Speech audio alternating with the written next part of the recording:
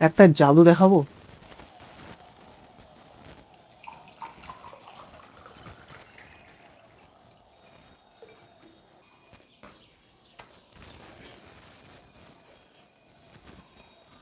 তুমি বুঝতে পারো না, কিন্তু একটা অদৃশ্য শক্তি সব সময় তোমার এবং তোমার চারপাশে সব কিছুর উপর ক্রিয়া করছে। এটা এত শক্তিশালী যে একটা বড় বিশাল লোহার ট্যাঙ্কে চাপটা করে দিতে পারে। নমস্কার বন্ধুরা, আজকে আমরা নবম শ্রেণীর ভৌত বিজ্ঞানের তৃতীয় অধ্যায় পদার্থের গঠন এবং ধর্ম শুরু করব। এই অধ্যায়ে আমরা জানব কিভাবে বড় বড় যে বিশাল আকার লোহার জাহাজগুলো সেগুলো জলে ভাসে, কিভাবে এই ব্রিজগুলো এত ভারী হওয়া সত্ত্বেও শক্তভাবে দাঁড়িয়ে থাকে, আর কিভাবে কিছু পোকা জলে হাঁটতে পারে। আমরা এমনি আরও অনেক ধরনের প্রশ্ন উত্তর এখানে জানব। আমরা এখানে কোনো কিছু মুখস্থ করব না, বরং বাস্তব জীবনের বিভিন্ন উদাহরণ এবং কিছু সহজ পরীক্ষা যেগুলো তোমরা বাড়িতেও করতে পারবে, তার মাধ্যমে এই বিষয়গুলোর পিছনে যে বিজ্ঞান আছে সেগুলোকে বুঝবো। আর অবশ্যই সব শেষে আমি যা কিছু পড়ালাম তার একটা সম্পূর্ণ নোট আমি তোমাদেরকে দিয়ে দেবো, যেখানে তোমাদের পরীক্ষার জন্য জরুরি প্রশ্নগুলো দেওয়া থাকবে। তো চলো শুরু করা যাক। এই অধ্যায়ের প্রধান যে বিষয় আছে সেটাতে যাওয়ার আগে আমাদেরকে কয়েকটা ধারণা আগে বুঝে নিতে হবে। আমি জানি তোমরা অনেকে হয়তো এগুলো আগে থেকেই জানো, কিন্তু যারা জানে না তাদের জন্য একবার বলে দিই, আর তোমারও একবার রিভিশন হয়ে যাবে। প্রথমে আমাদেরকে যে বিষয়ের ব্যাপারে জানতে হবে সেটা হচ্ছে বল। বল যে কোনো ধরনের ধাক্কা বা টান হতে পারে, ঠিক আছে? মানে যে কোনো ধরনের, ঠিক আছে? সেটা পৃথিবীর আকর্ষণ বল হোক, অথবা চৌম্বকের আকর্ষণ বল হোক, অথবা কেউ ধরলে কোনো কিছু টানছে সেটা হোক, অথবা কোনো ব্যক্তি কোনো কিছু একটা ঠেলছে, যে কোনো ধরনের টান বা ধাক্কাকে আমরা বল বলতে পারি, ঠিক আছে? তো এখানে দেখো আমি বলের সংজ্ঞা লিখে রেখেছি, ঠিক আছে? যে কোনো বস্তুর উপর প্রযুক্ত টান বা ধাক্কা যা সেই বস্তুর অবস্থান বা আকৃতির পরিবর্তন করতে পারে তাকে বল বলে, ঠিক আছে? আর বল অবশ্যই একটা ভেক্টর রাশি, কারণ হচ্ছে বলের মান আর দিক দুটাই আছে, ঠিক আছে? বল সমান সমান আমরা কি লিখতে পারি, যে ভর ইন্টু ত্বরণ, ঠিক আছে? একই সেইভাবেই এই সূত্রটা দিয়ে আমি বলের মাত্রা বের করতে পারি। আর অবশ্যই বলের হচ্ছে এসআই একক হচ্ছে নিউটন এবং সিজিএস একক হচ্ছে ডাইন।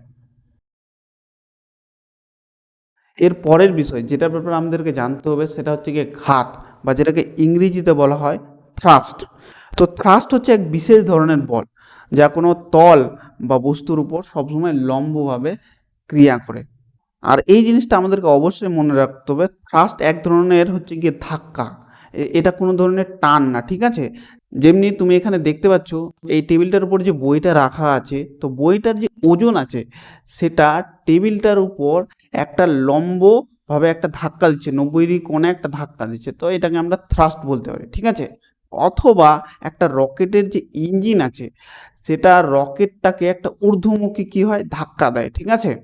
আবার ধরে নাও তুমি কোথাও দাঁড়িয়ে আছো, তো তোমার যে ওজনটা আছে ভূমির উপর একটা লম্ব 90 ডিগ্রি কোণে ভূমিটাতে একটা ধাক্কা দিচ্ছে, ঠিক আছে? তো এটা এক ধরনের ধাক্কা। আর যেহেতু ঘাত এক ধরনের বল, তাই ঘাতের যে সূত্র হবে আর বলের যে সূত্র হবে সেটা একই হবে, ঠিক আছে? আর ঘাতের যে মাত্রা এবং বলের যে মাত্রা একই হবে, ঠিক আছে? আর ঘাতের যে একক এবং বলের যে একক সেটা কি হবে, একই হবে, ঠিক আছে? আশা করছি তোমাদের বুঝাতে পেরেছি, ঠিক আছে? তাহলে বল আর ঘাতের মধ্যে এখানে প্রধান পার্থক্য কি? তো বল যে কোনো ধরনের ধাক্কা বা টানকে আমরা বলতে পারি, ঠিক আছে? আর ঘাত হচ্ছে এক বিশেষ ধরনের বল, ঠিক আছে, যা কোনো পৃষ্ঠের উপর লম্বভাবে প্রযুক্ত হয়, ঠিক আছে? এটা এক ধরনের ধাক্কা, যা আম, এটা হচ্ছে এক ধরনের ধাক্কা যা কোনো তল বা বস্তুর উপর কি 90 ডিগ্রি কোণে প্রযুক্ত হয়।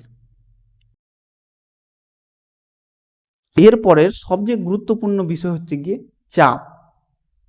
তো ধরে নাও তুমি একটা চাকতির উপর দাঁড়িয়ে আছো, ঠিক আছে? এবং তোমার বন্ধু সেই চাকতিটার নিচে তোমাকে ধরে রেখেছে, ঠিক আছে? আর তোমার ওজন হচ্ছে কি 150 নিউটন, ঠিক আছে? তো তোমার বন্ধু যে আছে তোমার পুরো ওজনটাই অনুভব করতে পারবে, মানে তোমার বন্ধু 150 নিউটন বল অনুভব করবে ওই চাকতিটার নিচে। এইবার সেই চাকতিটার ধরে নাও ক্ষেত্রফল 25 মিটার স্কোয়ার আছে, ঠিক আছে? মানে তার দৈর্ঘ্য হচ্ছে গিয়ে 5 মিটার এবং প্রস্থ হচ্ছে গিয়ে 5 মিটার। ঠিক আছে, তো এবার সেই চাকতিটাকে যদি আমরা 25টা ভাগে ভাগ করে দিই, ঠিক আছে, তাহলে এর যে ছোট ছোট এক একটা ঘর হবে তাদের দৈর্ঘ্য হবে 1 মিটার এবং প্রস্থ হবে 1 মিটার। ঠিক আছে, 1 × 1। এখন প্রত্যেকটা যে ঘর আছে, 25টা যে ঘর আছে, তাদের নিচে দিকে যদি আমরা এক একটা লোক রেখে দিই, তাহলে মোট যে শক্তি আছে মানে 150 নিউটন, সেটা প্রত্যেকটা লোকের মধ্যে ভাগ হয়ে যাবে। মানে এখানে প্রত্যেকটা মানুষ 6 নিউটন করে বল অনুভব করবে। ঠিক আছে, তাহলে তোমার এখানে ওজনটা কি হলো, ভাগ হলো। তোমার ওজনটা ছিল 150 নিউটন, এখানে 25 জনের মধ্যে তোমার ওজনটা ভাগ হলো, তাহলে এক একজন 6 নিউটন করে বল অনুভব করতে পারবে। ঠিক আছে, একই রকম ভাবে তুমি যে দাঁড়িয়ে আছো সেই চাকতিটার উপর, সেই চাকতিটার উপর যে এক একটা ঘর আছে, 25টা যে ঘর আছে যাদের দৈর্ঘ্য হচ্ছে গিয়ে 1 মিটার এবং প্রস্থ হচ্ছে 1 মিটার, তারাও কি 6 নিউটন বল অনুভব করবে। এই এক একটা ঘর যতটা বল অনুভব করবে সেটাই হচ্ছে গিয়ে চাপ। মানে আমরা এখানে কি করছি, পুরো যে বলটাকে আমরা ভাগ করে দিচ্ছি তার ক্ষেত্রফল দিয়ে, পুরো জায়গাটা জুড়ে যতটা বল প্রয়োগ হচ্ছে সেটা দিয়ে আমরা ভাগ করে দিচ্ছি। তো আশা করছি পুরো বিষয়টা তোমাদেরকে আমি বুঝাতে পেরেছি। ঠিক আছে, তো চলো এখানে আমরা সংজ্ঞাটা দেখে নিই। ঠিক আছে, কোনো তলের প্রতি একক ক্ষেত্রফলে, ঠিক আছে, একক ক্ষেত্রফল মানে অবশ্যই জানো যে 1 মিটার স্কোয়ার বা 1 সেন্টিমিটার, মানে এসআই হলে 1 মিটার স্কোয়ার, সিজিএসএ হলে গিয়ে 1 সেন্টিমিটার স্কোয়ার। ঠিক আছে, যেখানে দৈর্ঘ্য হচ্ছে গিয়ে 1 মিটার, প্রস্থ হচ্ছে গিয়ে 1 মিটার, অথবা হচ্ছে গিয়ে 1 সেন্টিমিটার দৈর্ঘ্য এবং প্রস্থ হচ্ছে গিয়ে 1 সেন্টিমিটার। ঠিক আছে, তো লম্বভাবে প্রযুক্ত বলকে আমরা চাপ বলি, লম্বভাবে প্রযুক্ত হবে। ঠিক আছে, আমরা এখানে চাপের ক্ষেত্রে কি করছি, বলটাকে ভাগ করে দিচ্ছি কি দিয়ে, ক্ষেত্রফল দিয়ে। ঠিক আছে, মানে একটা ছোট জায়গার মধ্যে যতটা বল প্রযুক্ত হচ্ছে মোট বলের, সেটাই হচ্ছে গিয়ে তার চাপ। তো চাপটাকে আমরা এখানে বলবো গিয়ে স্কেলার রাশি, কারণ এর কোনো নির্দিষ্ট দিক নেই, এটা সব দিকে কি ক্রিয়া করে। যেহেতু এর কোনো নির্দিষ্ট দিক নেই, তাহলে এটাকে আমরা ভেক্টর রাশি বলতে পারবো না। ঠিক আছে, তাহলে এখানে তোমরা চাপের মাত্রা অবশ্যই দেখে নিবা। ঠিক আছে, চাপের এসআই হচ্ছে গিয়ে একক হচ্ছে গিয়ে পাস্কেল। ঠিক আছে, যেটাকে আমরা নিউটন পার মিটার স্কোয়ারও বলি। ঠিক আছে, আর সিজিএস একক হচ্ছে গিয়ে ডাইন পার মিটার স্কোয়ার। ঠিক আছে, এবার চাপ যে আছে, প্রেসার যে আছে, সেটা বলের সঙ্গে সমানুপাতিক সম্পর্কে। সমানুপাতিক মানে কি, মানে হচ্ছে গিয়ে বল বাড়লে পরে চাপ বাড়বে এবং বল কমলে পরে চাপ কমবে। ঠিক আছে, আর চাপটা হচ্ছে গিয়ে ক্ষেত্রফলের সঙ্গে ব্যস্তানুপাতিক সম্পর্ক আছে। ব্যস্তানুপাতিক সম্পর্ক মানে কি, যে ক্ষেত্রফল যদি বাড়ে তাহলে চাপ কমবে এবং ক্ষেত্রফল যদি কমে চাপ বাড়বে। ঠিক আছে, এটা আমরা উদাহরণের মাধ্যমে পরে বুঝছি। ঠিক আছে, আপাতত এই দুটো সমীকরণ থেকে আমরা পেয়ে নিতে পারি পি প্রপোর্শনাল টু এফ এ। ঠিক আছে, এইবার আমরা যদি প্রপোর্শনাল যে চিহ্নটা সেটাকে সরাই দিই এবং ওর জায়গায় সমান সমান দিই, তাহলে একটা ধ্রুবক পাবো কে আর এফ এ। আর এখানে আমরা লিখতে পারি পি সমান সমান কি এফ এ, যেখানে যেখানে কে সমান সমান হচ্ছে কি 1। এইবার চলো আমরা উদাহরণের মাধ্যমে বুঝে নিই চাপ কিভাবে বলের সঙ্গে সমানুপাতি এবং ক্ষেত্রফলের সঙ্গে ব্যস্তানুপাতি। তো ধরে নাও তুমি একটা তলের উপর দাঁড়িয়ে আছো। ঠিক আছে, তো তোমার ওজনটা সেই তলের উপর কি করছে, বল প্রয়োগ করছে, সেই জন্য সেই যে ক্ষেত্রফলগুলো আছে সেখানে কি হচ্ছে, একটা চাপ সৃষ্টি হচ্ছে। এইবার অনেকগুলো ওজন যদি বাড়ায় দিই, তাহলে কি হবে, সেই চাপের পরিমাণটাও কি হবে, বেড়ে যাবে।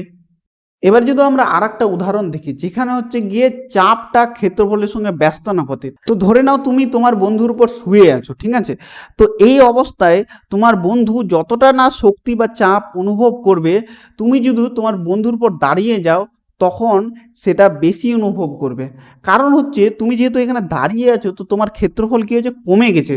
তো যেহেতু তোমার ক্ষেত্রফল কমে গেছে, তো পুরো তোমার যে ওজনটা, শক্তিটা একটা ছোট জায়গার মধ্যে কেন্দ্রীভূত হয়ে গেছে। ঠিক আছে, এই জন্য তোমার বন্ধুকে এখানে হয়তো বেশি ব্যথা লাগবে, হয়তো এটা সহ্যও নাও করতে পারে তোমার ওজনটা, কিন্তু তুমি যখন শুয়েছিলে তো তোমার বন্ধু তোমার ওজনটা সহজে সহ্য করে নিচ্ছিল। ঠিক আছে, আর একটা উদাহরণের মাধ্যমে আমরা এটা বুঝতে পারি। ঠিক আছে, যেমনি ক্রিকেট যে স্ট্যাম্প থাকে সেটার দুটা দিক থাকে, একটা উপরের যে সমতল দিক এবং নিচে একটা সূচালো দিক। ঠিক আছে, তো স্ট্যাম্পের যে সমতল দিকটা সেটাকে যদি আমরা মাটিতে পোতার বা ঢুকানোর চেষ্টা করি, তাহলে সেটাতে আমাদের বেশি জোর দিতে হবে, বেশি শক্তি দিতে হবে, কারণ এখানে ক্ষেত্রফলটা অনেক বেশি আছে।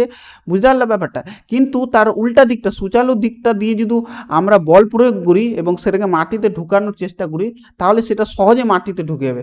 যেহেতু সূচালো দিকটার ক্ষেত্রফল কম, তাহলে আমরা এখানে যদি অল্প বলও প্রয়োগ করি, তাহলে সেটা সহজে মাটিতে ঢুকে যাবে। ঠিক আছে? আর আমরা বলের পরিমাণ যত বাড়াবো, সেই যে স্ট্যাম্পটা আছে সেটা আরো গভীরে ঢুকে যাবে। ঘনত্ব বা ডেনসিটি, চলো এটাকে আর একটা উদাহরণের মাধ্যমে ভালোভাবে বুঝে নিই। ধরে নাও দুটো বিল্ডিং আছে, বিল্ডিং এ এবং বিল্ডিং বি। ঠিক আছে? বিল্ডিং এ এবং বিল্ডিং বি এর সব কিছু একই আছে, মানে উচ্চতা, দৈর্ঘ্য, প্রস্থ, আয়তন সব কিছু একই আছে। ঠিক আছে? কিন্তু বিল্ডিং এ এর প্রত্যেকটা ঘরে দুজন করে বাস করে, আর বিল্ডিং বি এর প্রত্যেকটা করে একজন করে বাস করে। ঠিক আছে? এবারকার তুমি আমাকে কয়েকটা প্রশ্নের উত্তর দাও, যে বিল্ডিং এ আর বি এর মধ্যে কোন বিল্ডিংটার ঘনত্ব সবচেয়ে বেশি? ঠিক আছে? আর কোন বিল্ডিংটার ওজন বেশি হবে? অবশ্যই বিল্ডিং এ এর বেশি হবে, কারণ এটার প্রত্যেকটা ঘরে কি দুজন করে লোক বসবাস করছে। ঠিক আছে? একই রকম ভাবে আমরা যে কোনো পদার্থর ক্ষেত্রে এই জিনিসটা দেখতে পারি। ঠিক আছে? যেমনি তুমি এখানে একটা কাঠের এবং একটা লোহার ঘনক দেখতে পাচ্ছ। ঠিক আছে? তো ঘনক তো আমরা কোনটাকে বলবো, যে একক আয়তনে, একক আয়তনে মানে 1 মিটার কিউব, মানে দৈর্ঘ্য, প্রস্থ এবং উচ্চতা কি হবে, 1 মিটার কিউব হবে অথবা 1 সেন্টিমিটার কিউব হবে। ঠিক আছে? একক আয়তনে ওর যতটা ভর থাকবে, ঠিক আছে, ওর মধ্যে, সেটাকেই সেই পদার্থের আমরা কি বলবো, ঘনত্ব বলবো। আর ঘনত্ব অবশ্যই একটা স্কেলার রাশি, কারণ হচ্ছে এর কোনো নির্দিষ্ট দিক থাকে না। ঠিক আছে? সব দিকে সমানভাবেই থাকে। আর ঘনত্ব মানেটা অবশ্যই আমরা বুঝে গেলাম, যে কি এখানে ভরটাকে আমরা আয়তন দিয়ে ভাগ করে দিচ্ছি। ঠিক আছে? এইভাবে আমরা ঘনত্বের কি মাত্রা পেয়ে যাবো, এবং ঘনত্বের এসআই একক এবং এবং ঘনত্বের এসআই একক হচ্ছে গিয়ে কেজি পার মিটার কিউব, এবং সিজিএস হবে গ্রাম পার মিটার কিউব। তো চলো একটা পরীক্ষার মাধ্যমে পুরো বিষয়টা আমরা একবার বুঝে নিই। ঠিক আছে? তো প্রথমে আমরা একটা কাচের গ্লাস নিব এবং সেটাতে আমরা কিছু জল ঢাললাম। ঠিক আছে? এবং তার মধ্যে কিছু রং মিশিয়ে দিলাম, যাতে আমরা সহজে জিনিসটা বুঝতে পারি। ঠিক আছে? এরপরে আমরা তার উপর কিছু মধু ঢাললাম, তারপরে তার উপর কিছু তেল ঢাললাম। ঠিক আছে? এরপরে তুমি দেখতে পাবা একটা লেয়ার টাইপের তৈরি হয়ে গেছে। ঠিক আছে? সবচেয়ে নিচে দিকে আছে মধু, তারপর হচ্ছে জল, তারপর হচ্ছে তেল। এটা থেকে আমরা এটাই বুঝতে পারছি যে এখানে মধুর ঘনত্ব সবচেয়ে বেশি, তারপরে হচ্ছে জলের ঘনত্ব, তারপর হচ্ছে গিয়ে সবচেয়ে কম হচ্ছে গিয়ে তেলের ঘনত্ব। ঠিক আছে?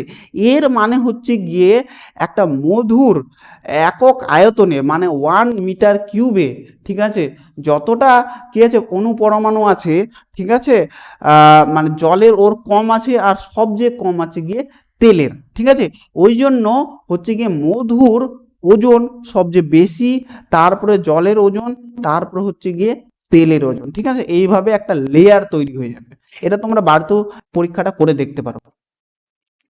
এরপরে সবচেয়ে শেষের বিষয় যেটা হচ্ছে, সেটা হচ্ছে কি আপেক্ষিক গুরুত্ব অথবা রিলেটিভ ডেনসিটি।